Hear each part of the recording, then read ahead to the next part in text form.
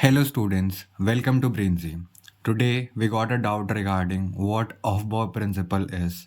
So let's just solve the doubt first. So Aufbau principle. Aufbau means in German it's meant construct or build up. So what does it really means? So it means like filling the subshells of an atom in its ground state. That is what Aufbau principle tells us. So what does it really means? So whatever it is, let's just take the example of carbon. So carbon, as you know, its atomic number is 6. It has 6 electrons inside. So how to fill it? So for that, Aufbau gave the rule of n plus L. So here n equals to principal quantum number and L equals to azimuthal quantum number. So how do we fill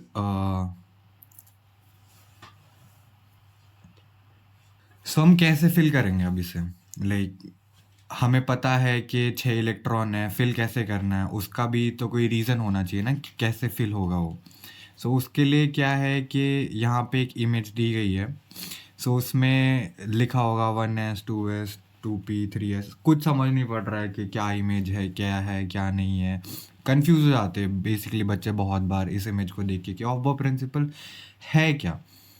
so basically N जो quantum number है वो आपका shell number define करता है कि कौन सी shell में इलेक्ट्रॉन जाएगा। N is the principal quantum number.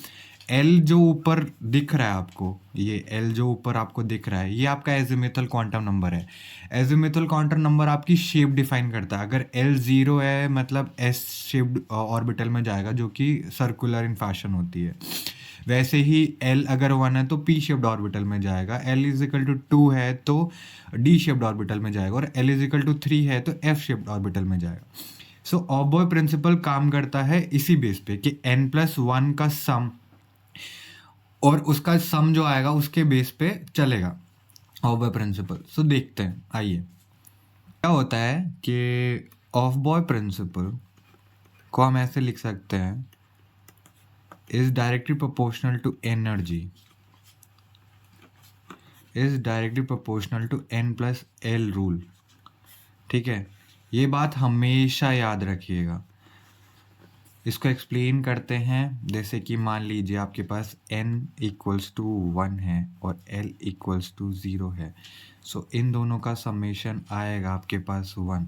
सो 1 आ रहा है, n 1 है, L 0 है, आपको पता है ये 1s हो गया है।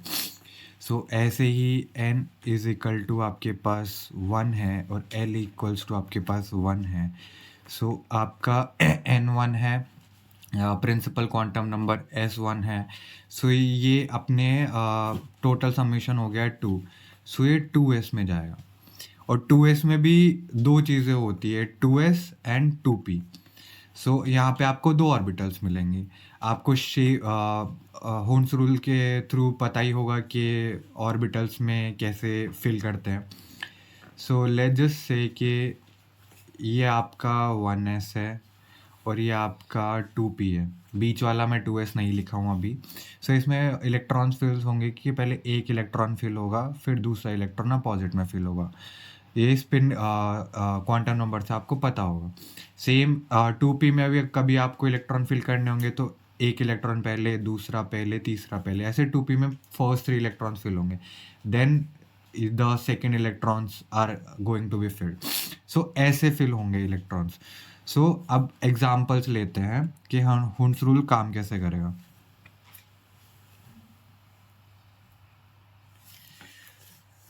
सो हुंस रूल काम करने के लिए हम लेते हैं कार्बन। कार्बन 6 इलेक्ट्रॉन सिस्टम है, ठीक है, उसके पास 6 इलेक्ट्रॉन है, 6 इलेक्ट्रॉन को भरना है अपन को। अब अपने पास अपन को पता है कि ऑफ बॉय प्रिंसिपल ऐसे काम करता है कि आपकी जो लोअर एनर्जी ऑर्बिटल होती है वो पहले भरी जाएगी और उसके बाद में आपकी हायर एनर्जी ऑर्बिटल भरी जाएगी। सो कार्बन के पास 6 इलेक्ट्रॉन है, आइए कार्बन के 6 इलेक्ट्रॉन भरते हैं। 1s 2s 2p। अब क्या होता है, ये 1s हो गया, ये 2s हो गया, ये आपका 2p हो गया, ऐसे भरा जाएगा। सो अब इसके अंदर अपन को क्या करना है, इलेक्ट्रॉन्स भरने, 6 इलेक्ट्रॉन भरने। 1s पूरा भरेंगे अपन, 1 और 2 इलेक्ट्रॉन, 2s में 1 इलेक्ट्रॉन हो गया, अब 2 हो गए। अब इसके पास 2 इलेक्ट्रॉन बचे तो ये 2 इलेक्ट्रॉन ऐसे भरे जाएंगे। समझ गए आप? ऐसे आपको 6 इलेक्ट्रॉन भरने हैं। इसके अंदर ये बताया गया है कि लाइक 1s के बाद में 2s भरा जाएगा, फिर 2p भरा जाएगा। अगर मान लीजिए अपने पास इससे बड़ा आटम है, कोई भी और आटम है, सल्फर है, सल्फर भरना है, सल्फर 16 इलेक्ट्रॉन सिस्टम है जो 3p तक जाएगा। तो 3p तक अपन कैसे भरेंगे, 1s भरा जाएगा, 2s भरा जाएगा, उसके बाद में 2p भरा जाएगा, 3s भरा जाएगा, 3p भरा जाएगा। ये रूल है, ये ऐसे ही भरा जाएगा, n+l रूल के हिसाब से भरा जाएगा। ये जो इमेज आप ऊपर देख रहे थे, हाँ, सो ये इमेज जो अपन को यहाँ दिख रही है इसके अंदर, तो यहाँ पे आप देख रहे हैं कि 1s पहले भरा जा रहा है, फिर उसके बाद में 2s भरा जा रहा है यहाँ पे, फिर इसके बाद में 2p भरा जा रहा है, फिर 3s भरा जाएगा, फिर 3p भरा जाएगा, 4s, फिर उसके बाद में 3d भरा जाएगा, d ऑर्बिटल्स आ गए हैं, d के बाद में p भरा जाएगा। क्योंकि इनकी जो क्या बोलते हैं स्टेबिलिटी है, इनका जो प्रिंसिपल है वो ऑफ बॉय की तरह काम करता है कि 1s is lower in energy than 2s। तो अपन यहाँ पे लिख सकते हैं 1s is lower in energy than 2s। वैसे ही 2p से 2s लोअर इन एनर्जी है, वैसे ही 3s हायर इन एनर्जी है देन 2p। तो ऐसे भरे जाएंगे। इसके बाद में 3d आ जाएगा, इसके बाद में 4p आ जाएगा, इसके बाद में 5s आ जाएगा। तो ये ऐसे भरे जाएंगे। इनकी इलेक्ट्रॉनिक्स, इनका जो ये सिस्टम है, ये हमें याद रहना चाहिए कि हमें भरना कैसे है। उसके बाद में ही हम ऑफ बॉय प्रिंसिपल अप्लाई कर सकते हैं उसके अंदर। उसके बाद में कुछ नहीं है, सिंपल, आपको इलेक्ट्रॉन्स देखने, आपको इलेक्ट्रॉन्स भरने। बट सर्टेन एक्सेप्शंस भी आते हैं उसके अंदर। तो एक्सेप्शंस आते हैं डी फैमिली से, लाइक डी जिसके अंदर डी ऑर्बिटल्स आने लग जाते हैं। तो उसके अंदर एक्सेप्शन है अपना क्रोमियम। क्रोमियम का एटॉमिक नंबर होता है 24। तो 24 इलेक्ट्रॉन्स भरने हैं। नॉर्मली कोई इंसान सोचेगा कि आर्गन है अपने पास फुल, इसके सारे इलेक्ट्रॉन्स भर गए हैं, उसके बाद में अब डी फैमिली के भरने अपन को। तो ये आएगा 3d4 और 4s2, ऐसे भर देते हैं। नहीं, ये गलत हो जाएगा वहीं पे।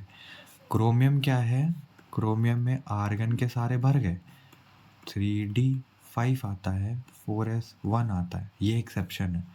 यहाँ पे अपन बात कर रहे हैं एक्सेप्शंस की बच्चों। तो अब क्या होता है, ये क्यों होता है, अब आप पूछोगे क्यों है। 3d5 जो है वो 3d10 का हाफ फिल्ड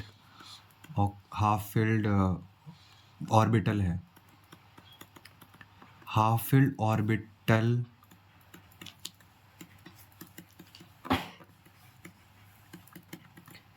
ज़्यादा स्टेबल होता है देन अ 3d4, और मतलब उसी डी सिस्टम के अंदर लेस इलेक्ट्रॉन फिल्ड सिस्टम से हाफ फिल्ड बहुत ज़्यादा स्टेबल होता है। तो ये इसका एक्सेप्शन है। Same for copper. कॉपर अपना 29 पे आता है इसी फैमिली के अंदर। तो उसके अंदर भी अपन ये सोचते हैं कि 3d9 4s2 कर देंगे, बट ऐसा नहीं होता। ये इसका इलेक्ट्रॉनिक कॉन्फ़िगरेशन नहीं है। इसका इलेक्ट्रॉनिक कॉन्फ़िगरेशन आता है आर्गन 3d10 4s1।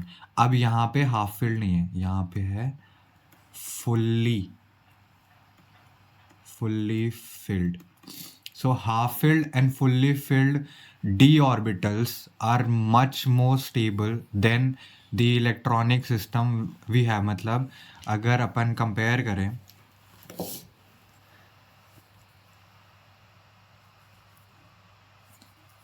अगर अपन कंपेयर करें 3d5 को 3d4 से, तो 3d5 ज़्यादा स्टेबल है, तभी इसके अंदर इलेक्ट्रॉन आता है क्रोमियम में rather than 3d4. Same for 3d10 which is more stable then 3d9, क्योंकि फुल हो गया ना, completely filled and half filled orbitals हो गए हैं ये, इनकी एनर्जी ऑटोमेटिकली लोअर आ जाएगी रादर देन जो इलेक्ट्रॉन्स आप ऑर्बिटल्स को दे रहे हो कि यहाँ पे 3d4 कर रहे हो और आप यहाँ पे 3d9 कर रहे हो. सो ये एक्सेप्शन है इस रूल के. अपार्ट फ्रॉम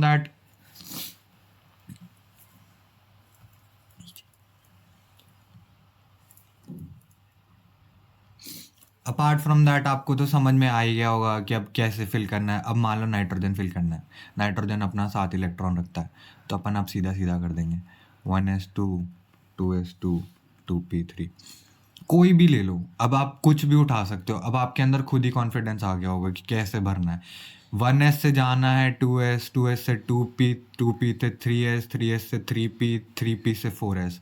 हमेशा ये वाला जो यहाँ पे इमेज बना हुआ है, ये जो टोटल इमेज है, इसको रट लीजिएगा. यही काम आने वाला है कोई भी ऑफ प्रिंसिपल के क्वेश्चन सॉल्व करने में.